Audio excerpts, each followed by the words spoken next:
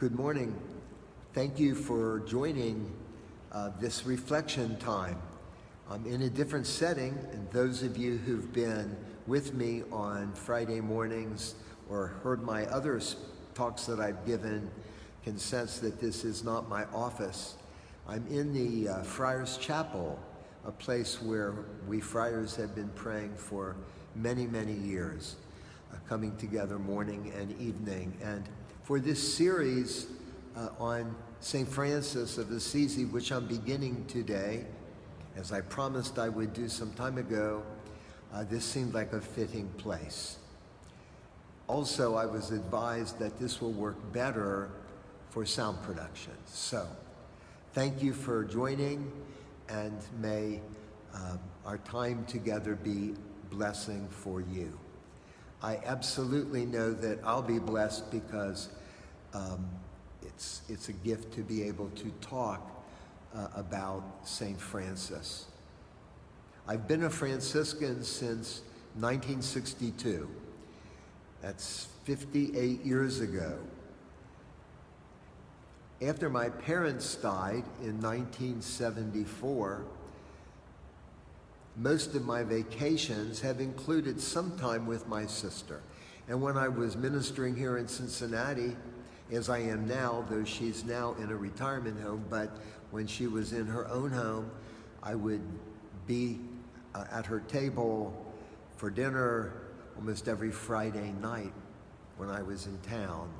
So anyway, I was there once and someone asked her, "Who is St. Francis?" And my sister said, "Oh, you know, he's the one who loved the birds."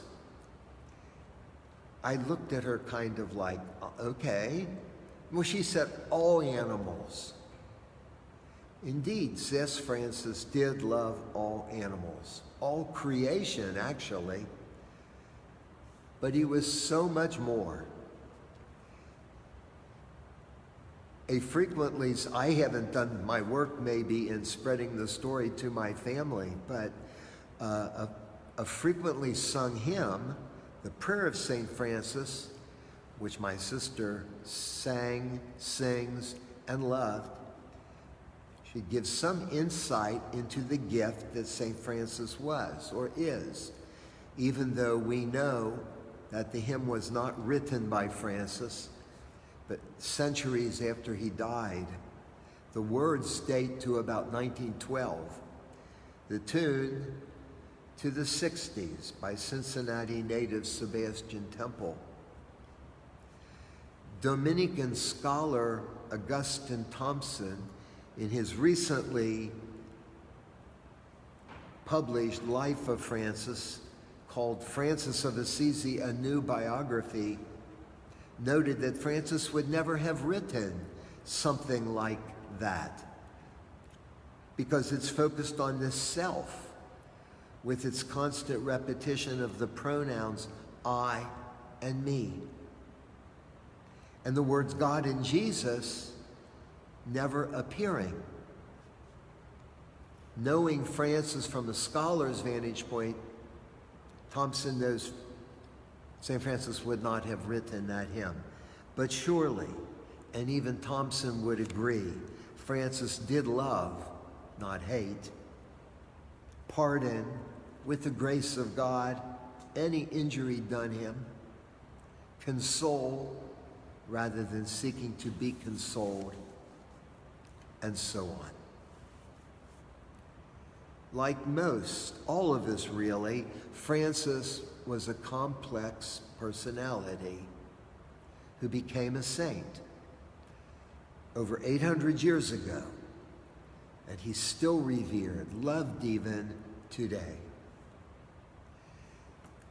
I learned the following information about St. Francis from another scholar. This is Gerard Straub, who wrote in his book, The Sun and Moon over Assisi, a personal encounter with Francis and Clare.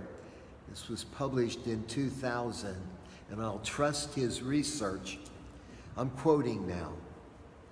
More biographies have been written on the life of St. Francis than any other saint.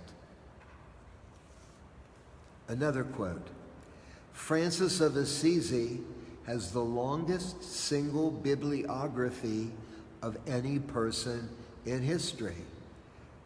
Wow. But this is a scholar writing, and there are critics who would look at that and go, are you sure? He did his research, I trust. Here's something else.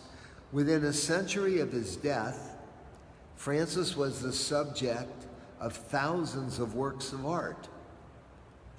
In Italy alone, more than 150 paintings of the saint survive from the 13th and early 14th centuries. Straub notes, even Marvel Comics has published a best-selling version of his life. He summarizes, in the galaxy of Christian saints, the star of St. Francis burns brightest, a saint whose appeal is universal and timeless. End quote. So his appeal is universal. He's loved not just by Catholics or Italian Catholics or Franciscans, but his appeal is universal.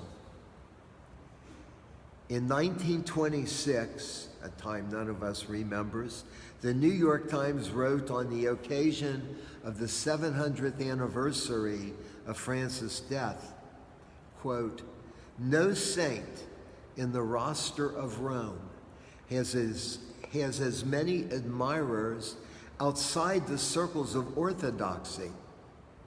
There's that universal appeal that Straub referred to.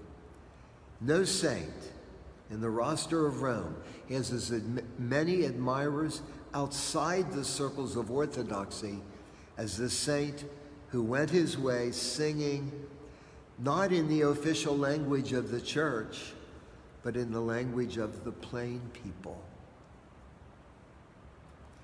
And then Straub reminds us that in the fall of 1992, a special edition of Time magazine dedicated to a look at the coming new millennium selected St. Francis of Assisi, this just is pretty awesome, as one of the top 10 major figures, most influential figures of this fading millennium.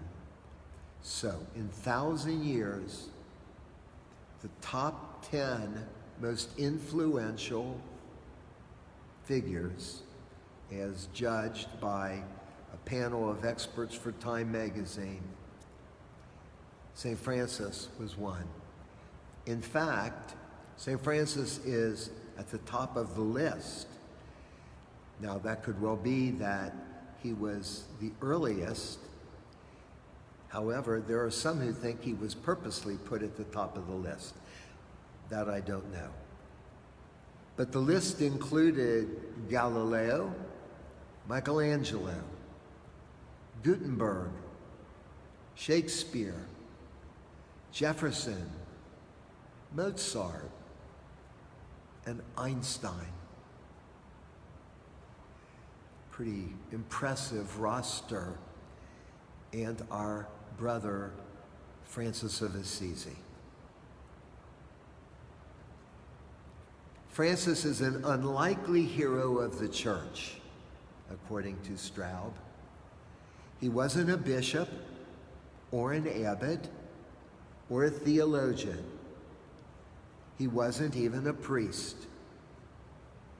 He had no theological training. He remained a deacon. Now that's what Straub says. The question of Francis being ordained is disputed by contemporary scholars. For example, Franciscan Michael Casato. We'll talk about that in a later presentation.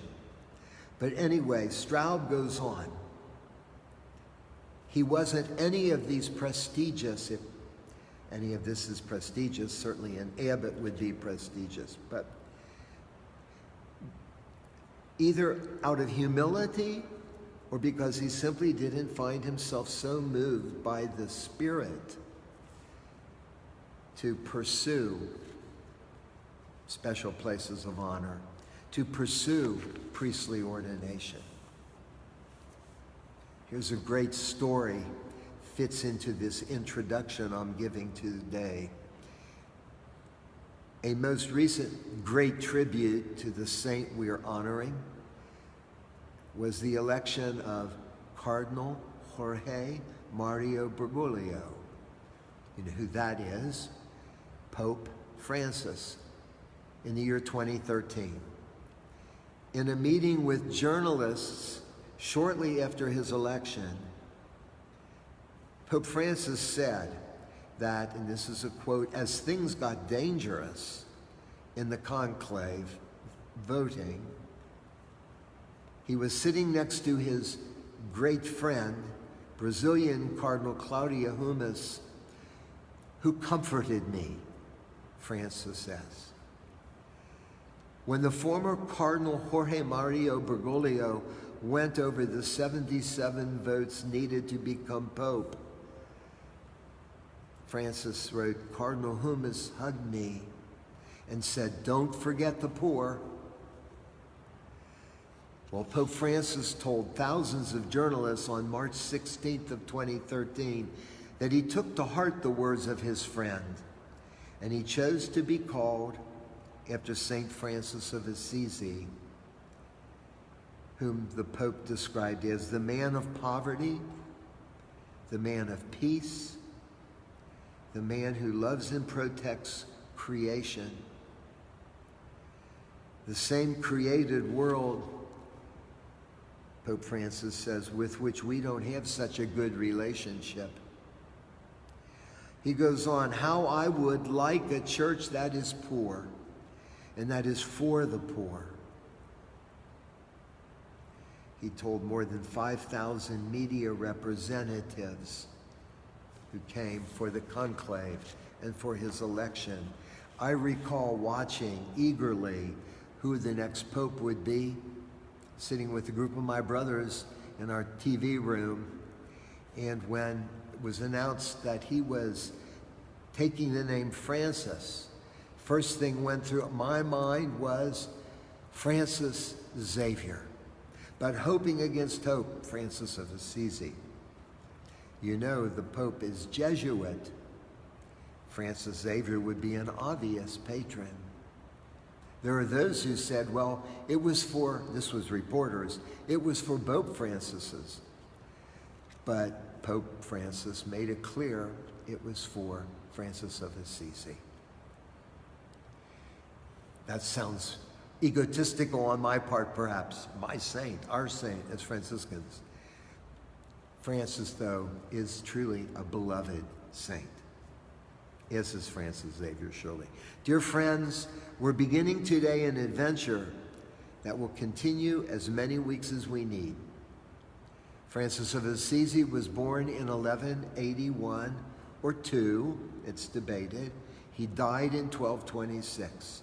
So next week, we'll begin at the beginning and talk about Francis' mother and father, and about the times in which Francis lived, as well as his hometown, the Umbrian city of Assisi, described as internally torn apart by a struggle which widened the gap between classes, yet which my Franciscan brother, poet, author, Father Murray Bodo describes as a place that is more than a place, a mystical city, even a bit of paradise, while admitting that today there's a bit of something that is eroding from commercialism and kitsch. Father Murray should know what Assisi is like, for he has put his heart into his pilgrimages, which he has led in Assisi over 40 summers now. My dear friends, it's important for me to say up front that I'm not a scholar. I read a lot. I'll acknowledge my sources when I speak. I pray that our time together is more like a reflection, perhaps even a meditation. When I read some things about St. Francis, especially by certain authors, I can get emotional even. St. Francis does that to me, as he obviously does that to many.